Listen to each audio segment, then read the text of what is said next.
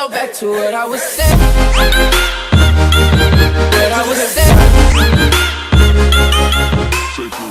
saying. What's up, friends, family, and fans? It is I, Stone Stafford, and I am here, the humble one, self-restraining Stone Stafford, and I am here with the egotistical, maleficent, Wait a minute, big-headed, condescending, ride or die. I'm Johnny Vaughn. You know what? The last two I'm not gonna trip over. That Maleficent thing. You like that, right? No, because it's the wrong word. That's the name of a character. You meant. I never mind. I'm not gonna do it like that. Malfeasant. How's that? How's that one? I was about to say it's gonna play into your point. I'm not gonna do it. Yo, anyway, this is Life on Podcast. Y'all already know this is where we listen and inspire friends everywhere. That was your word. And today we are going to be talking about good ideas. So, have you ever been sitting on the toilet and in between pushes or squeezes, whichever one you do, a light bulb goes off? I never know you're going to do this. I don't know you. A light bulb goes off. Ding! That light bulb is a good idea. Now, what do you tend to do with it? Well, that's the problem. That's the thing we're going to talk about. I, for one, I know for a fact that I have tons of ideas. Now, I'm not going to sit there and automatically say they're good, because a lot of times we think our ideas are good. Mm. I have a lot of ideas that I do sometimes think are good, and then they just sit and they pile up and collect dust. Yeah. Can you relate or no? No, absolutely. Right. Because I mean, like my job is to come up. Most creatives, our job is to come up with ideas. Whether you're a producer, songwriter, a script writer, whatever, your job is to output, and it literally you get your quality. Unless you had the job that I had. You had Remember, to be, that's right. You had to be when we were on the phone call and they're like, "Yeah, Stone, man, we're not short on ideas, bro. We're not short on ideas. That's just not your lane. Like, I understand. You've been in the business. That's just what you can tell. That's either scarred me or really pissed me off because I have yet to let that go. Let it go, and it's okay. Oh, it's driving you somewhere. So man, leaders never shut down ideas from your people. No, ever. Don't ever steal them either without giving them credit. But that too. Don't shut them down. But you definitely want to nurture that. But one of the things I run into is that like I'm a notes guy like crazy. So I'm like, you do the voice notes thing, I do the voice notes thing. I'm always typing stuff. I've got threads and threads and threads of song ideas, script ideas, show ideas, lighting ideas, all of that stuff. And my intention is always to try them, but my issue is always I have such an abundance of them. I always end up with going with something that's not one of the ideas because I don't have time to go through and check which one was good or not. I always end up going whatever direction is born out of the situation, and then the ideas tend to just sit there. Like I very rarely have time to go back and revisit. So that's my biggest problem. But I mean, the whole thing. I mean, I'm not so much of a prolific thinker as you are when I'm on the throne. I like to get in and get it done. I'm a prolific thinker. Before I was inadequate, not inadequate. I mean, what was the word? That was sarcasm. What was the word? I didn't call you anything. No, you said something. It says, don't get in your feelings about this. Okay? I'm not getting in my feelings. I'm just saying the volleying right here has me dizzy. Don't hang the episode up on you getting in your. I'm not hanging. Anyway, all right. So go ahead. So the good ideas. No, but that's it. I mean, it's always difficult to determine which ones are actually good because I'm not gonna say never. I rarely get an opportunity to like go back to. Oh man, I had the diarrhea of thought when it just flows.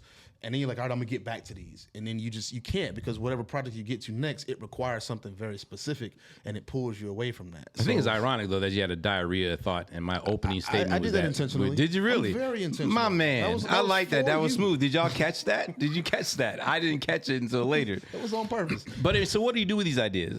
And like I said, like you obviously think the ideas are great. We tend to think our ideas are great, and sometimes they are. But let me be the dose of reality. Sometimes they're not. Most of the times, man, at the end of the idea. But what makes an idea great? I'm gonna pull it out real quick. You producers out there, you ever go back to your first day Fruity Loops before it was FL Studio or like Reason 3 and just listen to them beats from 20 years ago? I actually do that like once a year, and I'd be like, man, what was happening? Yeah, I gotta play the first and only song I ever produced. Track. I need to hear that. I'll play it for you when we're done. Inspiration before. Maybe I'll put it at the end of this. That would be exciting. I'll put it at the end of this. What happens though when you have all these great ideas? Because some of y'all, I know for a fact, because I coach actually some of you guys, and we sit down and we go over these ideas. You're like, I have all these ideas and they're gonna change the world and this and that, but you end up sitting on them, so they're not doing anybody any good.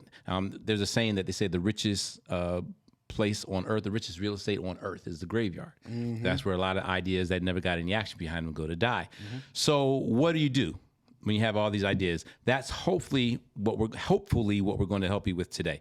All right, so I'm going to kind of give you guys some steps and some things you can think about to kind of help you sort through the ideas. Help me. Help me. Is that from a movie or something? That's just you? Yeah. Okay. That's a Kevin Hart thing. Okay, gotcha. Yeah. That's what you do when you lying and your friend's supposed to lie for you and you getting help. Never mind. Help me though. I'm giving that to you for real because this is the thing. The steps to this, I don't have. Yeah. So these are now. I mean, this isn't anything definitive, but I know it's helped me. And now I have literally started the books that Johnny told me to start 2 years ago, 3 years, 4 years, 3 years ago, 3 years ago, 3 years ago. They've been started. Right on. You know, thank goodness. Even the podcast, right? So, and hopefully we're going to put it into action. Kudos to that because you took the podcast thing and ran with it and are still continuing. That's the one thing. If I'm going to do it, we got to do it right. Yeah. I even enrolled in a class today, a YouTube marketing class. I mean, I'm doing so much behind the scenes. Even you kind of don't even know right now because I just want to come to you as they're blowing up. But so these are some of the things we're going to go through with the idea. So take out your pen and pad, or if you want to take notes on this, fine. Save it. Go back. Look where the time is on your player, so you can know what part to go back on. And I'm going to go down some things now. First thing you want to do. Now, usually when you have a great idea, the first thing you want to do is just run with it. Right? You just want to jump in and run with it. This is what I suggest you do. Have that idea, write it down. That's going to be rule number one. Right. Write it down, right? It down. Are you really about to do that? Just take a note, brother. Write the idea down. Now, this is the part that admittedly some people are going to disagree with. I'm telling you what I felt has worked. You want to let it marinate. Okay. Now, how long you let it marinate is going to vary. Does where matter? It doesn't matter. Just write it down to get it out of your head, because usually when you write it down fresh, you're writing down the original idea. If you go and write it down later, either you lost some points, especially the points that made it a good idea in the first place, or somehow it's changed. So you want to write it down, immediately. Keep either a voice recorder or a pen and a paper by your bed. Some of the greatest inspirations that have changed the world have come through dreams. You know what I mean? So you want to be prepared to write those down. If you ever heard of a movie called Lucas's Oil, watch that movie, Lucas's Oil. It's something that a dad came up with, a formula for this oil that came to him literally in a dream that helped his son's disease. So I asked where, like I wasn't being sarcastic. No, go ahead. Specifically, like, does it matter when you said let it marinate? Is it like, do you get to a special place to let it marinate? Okay, so when I say marinate, I don't mean meditate on it. I don't mean that. I mean literally write it down and walk away. And just walk away from. Okay, leave it alone. All right. This is why, and at least no less than 30 days. Honestly, and again, it depends on what the idea is. If it's an idea of something that needs to come to fruition in a couple of weeks, obviously you don't want to do that. But let it down and marinate for at least 30 days. This 30 days is not written in stone. All right, no pun intended. But what happens is when you do that, the fleeting ideas, the ones that are just kind of just momentarily exciting or whatever and seem like they make sense, they tend to vaporize over that amount of time. Okay, they tend to vaporize. They tend to really kill themselves. And the other thing they tend to do is they often become less exciting and you become less passionate about it.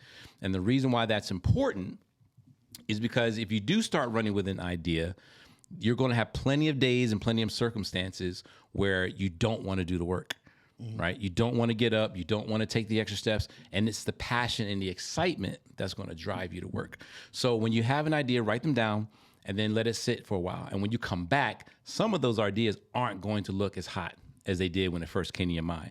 And not only that, you're probably going to find holes in them or whatever. Once that happens, scratch those off the list. Okay. That makes sense? Yeah.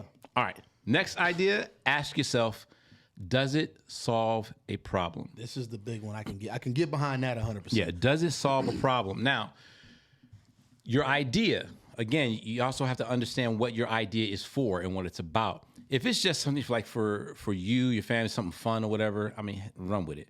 But most ideas are things that people want to do either to make a living, make life, or make a change in the world, okay? Identify the problem that it solves and then identify who it solves the problem for. A lot of times we will have an issue or a problem either ourselves or in our little circle, but we think it's a worldwide problem. So we take this idea that's really only supposed to be on this level, and we try to run with it and scale it to some global thing, and that's not what it's for. Or not even necessary in most cases. Or even necessary, right? So, like, for example, male enhancement, right? That only works with Johnny. But other guys, they might not need it as much. So if Johnny has an idea for male enhancement, Johnny should just... Camera 3. Camera 3. Nope. I'm Gucci, baby. Just want to put that out there right now. Wait, what's the unzipping of the vest, though? What I had is to that? be able to do this. I had to be able to do this. Listen, some jokes I can't let fly, Playboy. I'm just not gonna do it. I'm just not. Nah, I'm just kidding. I was talking about enhancing like your beard, bro. Yeah, okay, I don't even really know where you were going with that. Camera 3. Camera. Beard game on fleek. You know what I'm saying? I'm just lovely. All right, so look at this episode.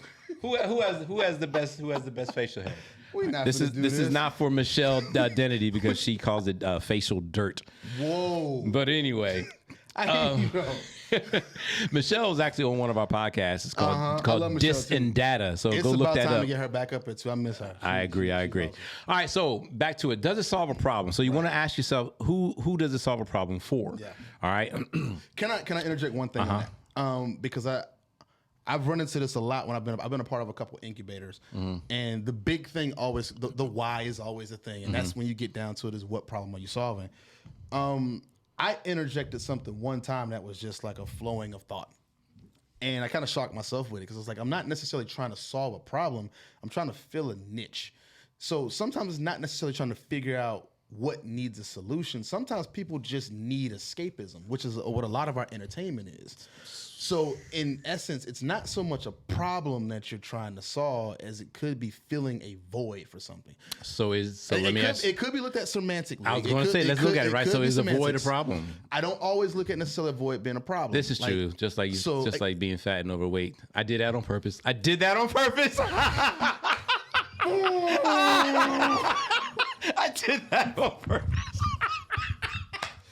Bobby want to throw that hook on him one time. I'm telling you. Go ahead. No, all I'm saying is if you get yourself in the mindset to where you're thinking about everything as a problem that needs a solution, then you're constantly thinking about what's wrong with something. How about this? A need that needs to be met.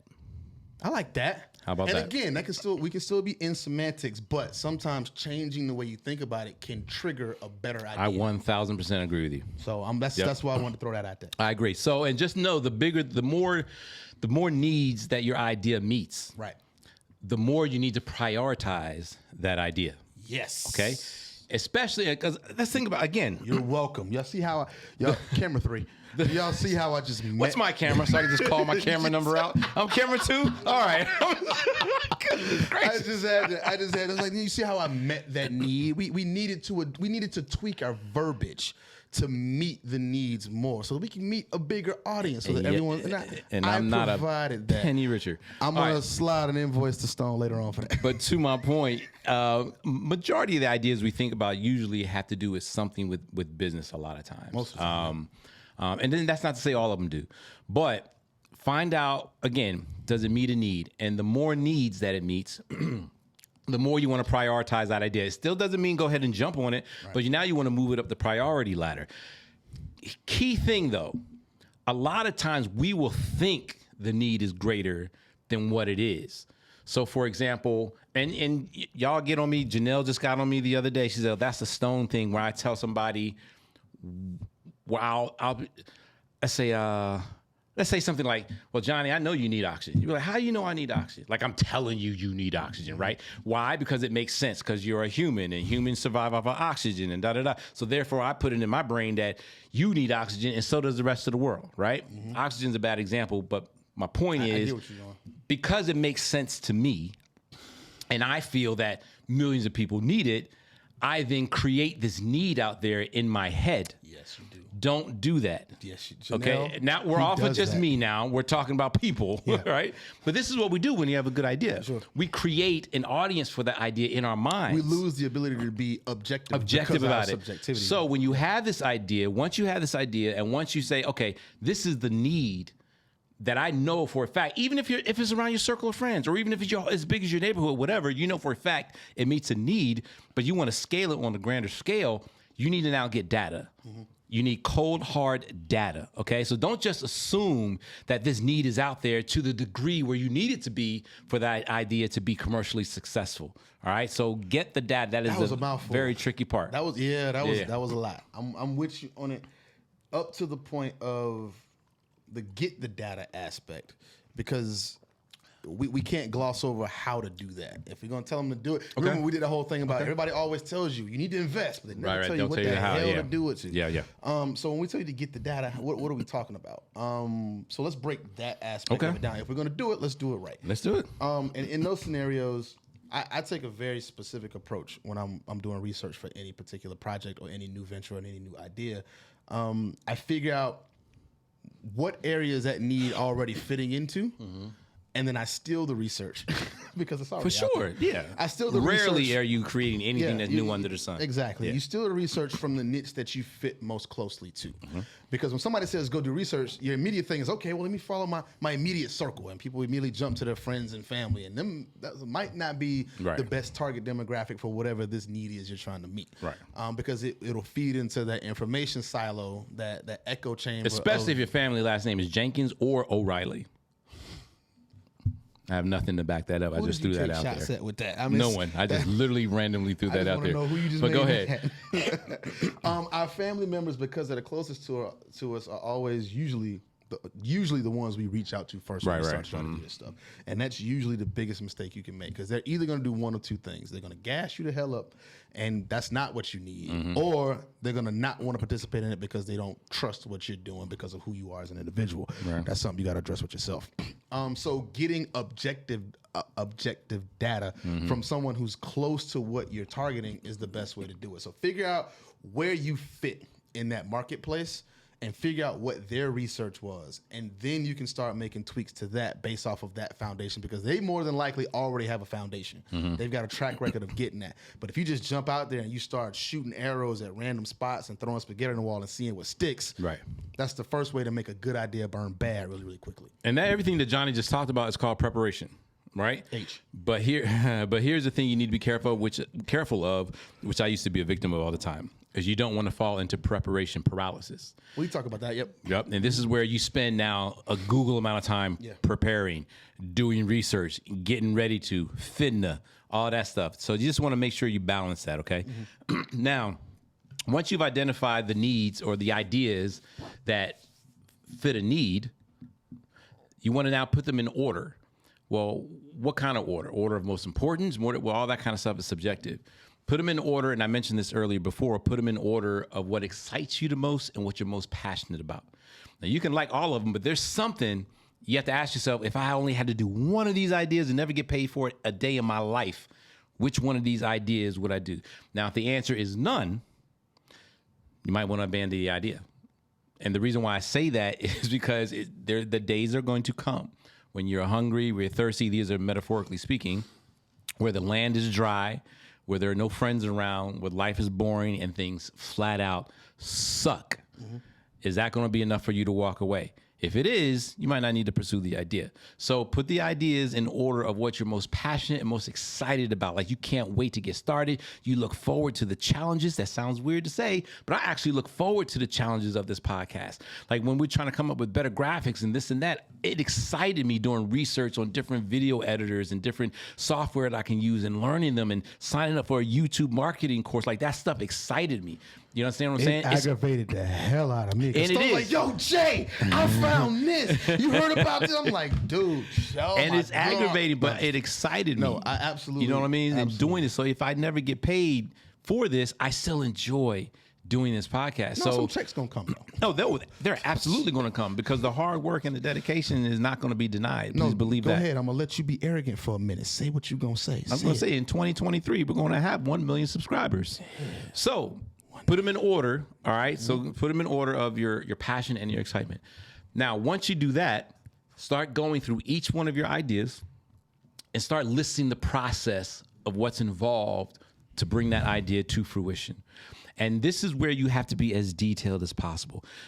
Johnny's idea of finding something similar and using it as a cheat sheet, because somebody did something similar before you did, right? I don't know if you guys remember WebVan. It's years ago. For some reason, Tasha doesn't remember it, but we actually used it. WebVan? They were before their time. It was a grocery delivery service. You went online, you ordered your groceries, and they delivered it to your house. It was a light beige tan van with little pictures of veggies on it. You remember it? And it said WebVan. Amazing idea, we thought. We used it, and then they died out. Deliver products to customers' homes in 30 minutes. Now look what everybody's doing. So they were just ahead of their time, to be honest with you. You know what I'm saying? So you have to be, so find out what the process is, okay, of it. So if you have a food delivery service process, whatever, look up WebVan, look up obviously Amazon Fresh and Instacart. Find out what it is that they do. Find out where the problems and the complaints are, the need, If right? you really want to get good, go get a job there. Or even that, yep. I had a friend who started a chicken truck. And his research before he did it, he was like, man, I got to figure out what these herbs and spices is. And he went and worked at KFC for just under a year to research and study and figure out how it was done. He didn't find out. No, he didn't find out. Yeah, I was going to say, because that, But he learned a lot of systems, probably like the POS system. Sure. And all that. He picked up a bunch of other stuff that because, I mean, obviously the stuff comes pre-packaged. Who was the guy that Trump assigned to HUD, over HUD? Or, Dr. Black guy. Dr. Neurosurgeon? No, not him. Ben Okay, Carlson? you're It right. was Ben Carlson. You're right. Him, but that's not who I'm thinking of. If I say it, it almost came to mind. Anyway, Yeah, who we thinking about, bro? but he wrote a book. Who we got? He wrote a book, and he had a system called the three B's, or the busy bees. But what happened was, please look it up as soon as I'm saying it. But he went in and he owned them. He was the CEO of Burger King. Herman Cain. Yeah, and the reason why I know this, because I worked with Herman for a little bit over at WSB when his radio show was on it before he passed away. Yep. And yes, Herman had a lot of really, really great ideas when it came to structuring and The business, yeah. And so he went. So basically, he left his CEO job, and he wanted to know that if his 3 B's or busy bees philosophy really worked. So he got a job at Burger King, working the line, working the fries and everything, and he legitimately worked his way all the way right back up to the top. So I agree with you. Get in there and know the business so that you'll know what the processes are. But list the details and the processes of what it takes to get that thing done. Everything from the investment to the materials to the marketing, anything you can think of. All right. And then, and you don't have to do it all in one sitting. You can come back to it as you're learning. You write it down, learn it, write it down, learn it, write it down. And as you're doing this, you're going to start weeding some things out. You're going to start realizing the process for this thing is like, man, there's no way in the world I feel like going through that. I'm not doing this. Or don't ever just say I can't afford something. Never let that be a reason. But if realistically, I don't know, unless it's children. Well, I was going to say, realistically, if you realize truly like that's just not going to happen financially, whatever, take that off the list. Because what you're doing, you're weeding down these ideas. Okay. And now all of a sudden you're going to start breathing some fresh air. And now all of a sudden you have bandwidth to start really seeing these other ideas come to fruition. Okay. So you go through all that, find out what it takes to bring them to pass and stuff like that. Now these ideas are kind of starting to fall off the list once you figure out the processes. After that, what you want to do, you want to set a deadline to get started on whatever ideas are left. I mean, actually. Oh, okay. When when I heard you say set a deadline, I thought you meant for like completion of getting it. All right, so this is just to kick it off. Yeah, this is down to kick it off. So now you're down to your top. I was waiting for this whole moment to jump down your throat for that because I thought you was. The hate is real. What is going on with my IG Live? I thought you was about to like force me, like once you do all this planning, now you need to get to the end of it. I thought that's what you were about to do. I really did. What is it doing? It's glitching. Yeah, it's doing something. Angie said the same thing. So we streaming live right now. Angie's watching live, and Angie said, "Is anybody else glitching?" So it was It's IG. logged in to see. Yep. All right, so basically you want to, I don't know if that's annoying or not, if I need to start it and restart it. Cool. But all right, so what you want to do, so now you've kind of weeded down these ideas, so the ones that were so amazing when they first came to your mind, they're not even on the list anymore. Now you want to set yourself a due date, all right, as far as getting started on each one. This is why it's important. I don't know if you guys have ever heard of Parkinson's Law, but basically Parkinson's Law says whatever time you give an idea or a task, that's how long it's going to take to do that task. So for example, if you have a task that really can get done in 3 hours, but you give yourself a week. I'm gonna stop doing that. That gnat. But I hated watching myself do it on the last video, so I'm not gonna do that. I couldn't stand it. Parkinson's Law. I'm sorry, y'all. We keep rabbit trailing like a mug. Cool. But Parkinson's Law says, however long you give yourself time to do a task, that's how long it's gonna take to do the task. So if you get a task that only takes 3 hours long, you give yourself a week to do it. It's going to take a week to do it. Johnny's looking and shaking his head because I told you this. And I remember exactly where you told me this too. I was driving in a car. I don't know what neighborhood I was in. And I remember where I was. And I was in the cul-de-sac and we were on the phone talking. This is about the whole ideas of our podcast. And you were talking about how that was a thing with you, the whole Parkinson's Law thing. See, I remembered that. Man, it's proud brother moment right here. Yeah, don't say no papa now. I said, bro, come on. I'm too young, way too young.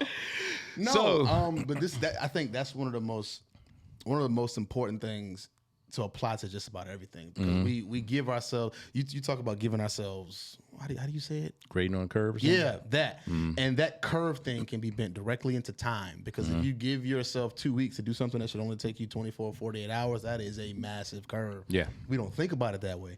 But in giving ourselves all of this time, granted, it can almost be looked at a bit contradictorily. God dang, did I just mess that up? That's right. Contradictorily. I believe that's the right word. Contradictorily.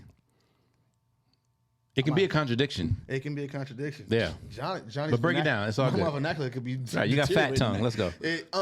Because at the beginning of this, you said give yourself time, let it marinate, walk away, and let it sit. But we didn't say for how long. And I said I can't really define that. You can't quantify that. Right. However, when you get to that point to where you have enough, you're not gonna have everything, but when you have enough, you got to pull the trigger at that point, because at that point, that clock starts to tick into where now you've given yourself ample time to do something that you could do in less.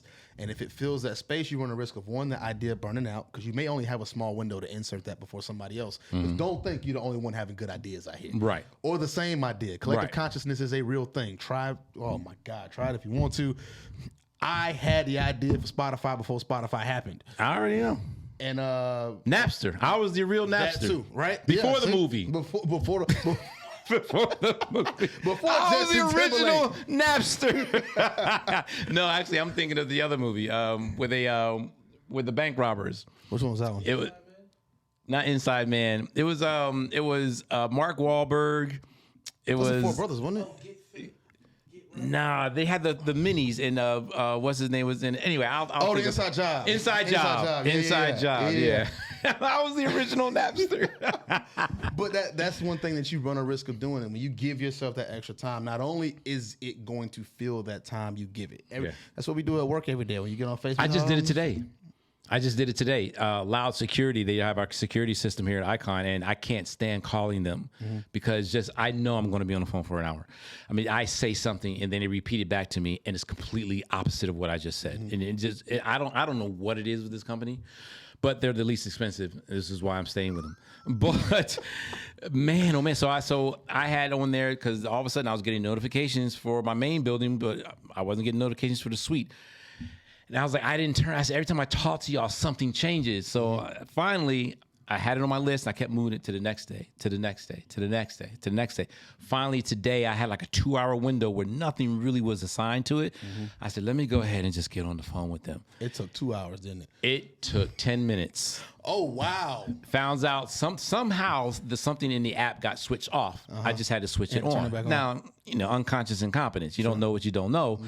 But it took me 10 minutes. Yeah. But even though the task took me 10 minutes to do, it took me 4 days to get it done because I gave it 4 days. Absolutely. So that's a real life example. I want to point something else out that you just hit that's super, super important too, because y'all just heard Stone say he cheaped out. He's not going to say it like that. He glossed over it, but he said he stays with them because they're the cheapest. That is him cheaping out on a vital service that he uses. Oh, so let me use no, and that's a very good point because words matter, right? Well, no. So I shouldn't have said cheap. I should have said less expensive for what I need because it's true. We're not a cheap studio, right? That's not what I'm getting at. But we're least expensive than a lot of studios that are comparable. That's not what I'm getting at. Okay. What I'm getting at is when you get ready to pull that trigger. Okay. Yes, your profit margins are going to depend on what your overhead is, and if you have something that requires materials, all of that stuff is going to be a part of your cost. But everybody's gone to the store and you bought something and it falls apart after you spent a lot of money on it, and that's because the manufacturers cheaped out on what was required to produce a quality product. Okay. When you get your idea in place, you're going to have options. You're going to hit that fork in the road where it's like, all right, do I try to save all my money and I go the cheap route to develop this, or do I pay this extra 10 grand to get this coder to build my back end the right way so that my systems function properly? You have to, but it still goes back to what I was saying. You have to know the difference between cheap and inexpensive, or cheap and cost effective. The thing is that I can point out in literally 7 of 10 situations I can think of right now, the individuals chose to go the cheap route. The cheap route, absolutely, and then it destroyed the business. Yeah, and cheap is expensive. Yeah, that's the thing. Cheap is expensive. Extremely. Right. So where were we? All right. So the Parkinson's law. So set a deadline, and nothing long. Like it needs to be a fairly short deadline to get started on the ideas. Actually get started. All right. And then what happens is things tend to look differently, and they'll start revealing themselves once action is applied. All right. So there are going to be things about your ideas you will never even know until you actually start doing the idea. All right. So once that happens, a few more ideas are probably going to get filtered out. And then the last step, and this is the step that there's no way around it. This is that part that Stone tried to accuse me of writing that I definitely did not write because no. True. And I'll take it because it's 100% truth and facts. And I don't care how few or how many ideas you have. The last step is eventually you are going to have to make the final decision on which idea to focus on. And then once you make that decision on which idea to focus on, follow through until it is complete or until it is trashed or until it's abandoned, because that will happen as well. You'll go and realize that this wasn't what I should have been doing. And guess what? It's okay. Abandon it. Yeah, you may have spent money. Yes, you spent time. You won't get that back and all that kind of stuff, right? But do you want to keep on beating a dead horse that will never run for the rest of your life? So it's a worst case scenario, but sometimes it's a necessary scenario. So you do have to know when you do need to abandon ship, but that's a last option. So, but the one part that does have to happen, all right, I started out with 15 ideas. I'm down to 3, and all 3 are magnanimous and amazing and whoop-de-whoop-de-whoop. I need to focus on one. And that's where you can give different parameters. Like with me, L.I.F.E on podcast actually has now shifted back a step. And I'm starting my children's book first. One, because I already have the blueprint for it, is really just sitting down and writing the story, getting it published. And that's what I call early money, late money. That's something I can get done quicker than I can, outside the favor of God, having 1 million subscribers by next month.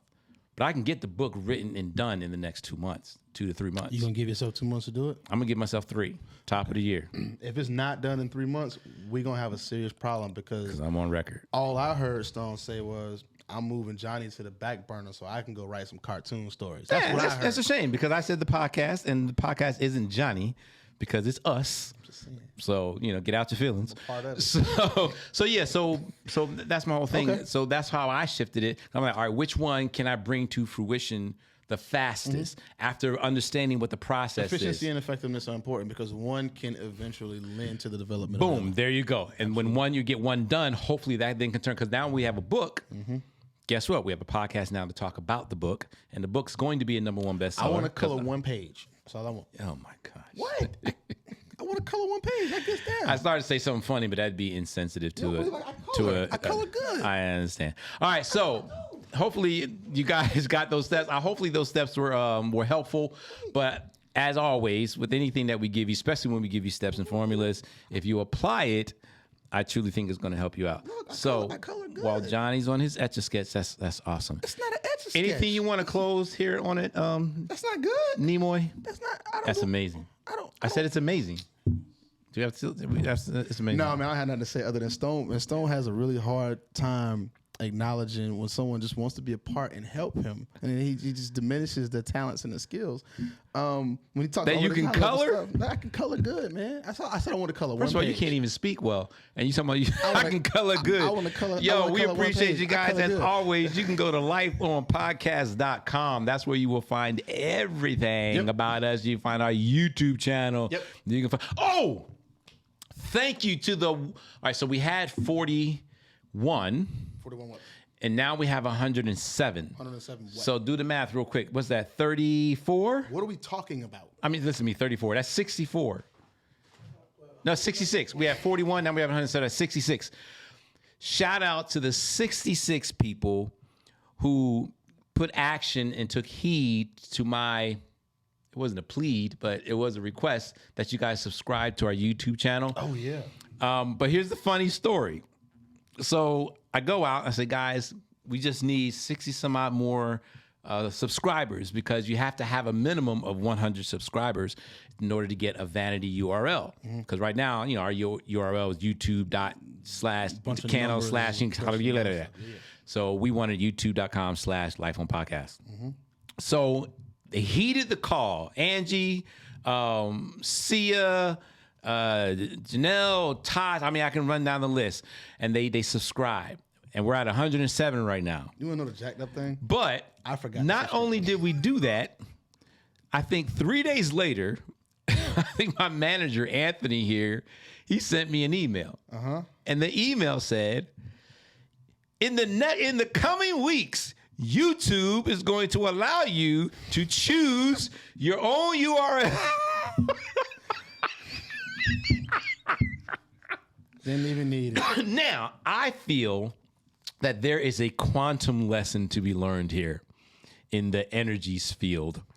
I personally feel, and I think everyone who gets a custom URL from now on, as soon as YouTube releases it, you have me to thank because the universe was waiting for me to practice what I preach and to walk the talk. I put the request out there, which is action, right? I built the site. I said, hey, we need our own URL. Instead of walking around hoping and wishing and praying, I did the first thing you do because no man is an island. I asked and I received.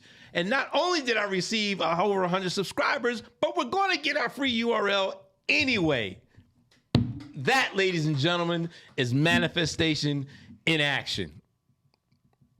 Call those things that be not as though Man, we they love were. y'all, man. We're going to be back on next week. So anyway, yeah, you can also follow Johnny and I. You can go there for our website. I actually have one place now you can go to follow me, and that is stonestafford.com. You can get to my Instagram, my Twitter, my LinkedIn, everything from there.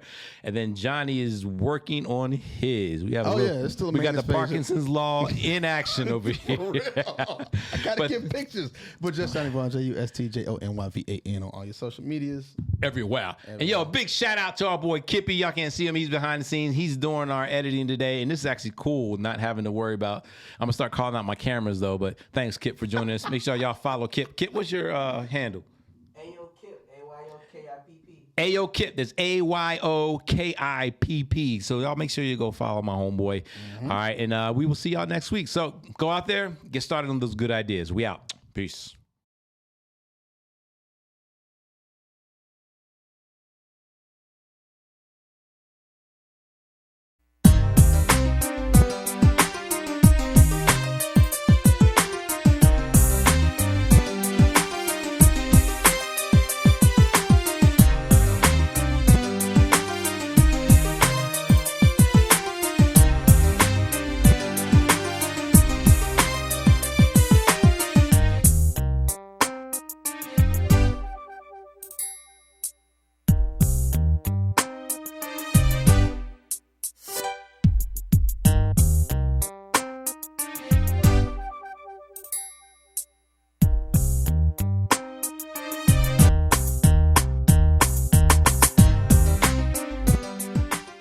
So back to what I was saying.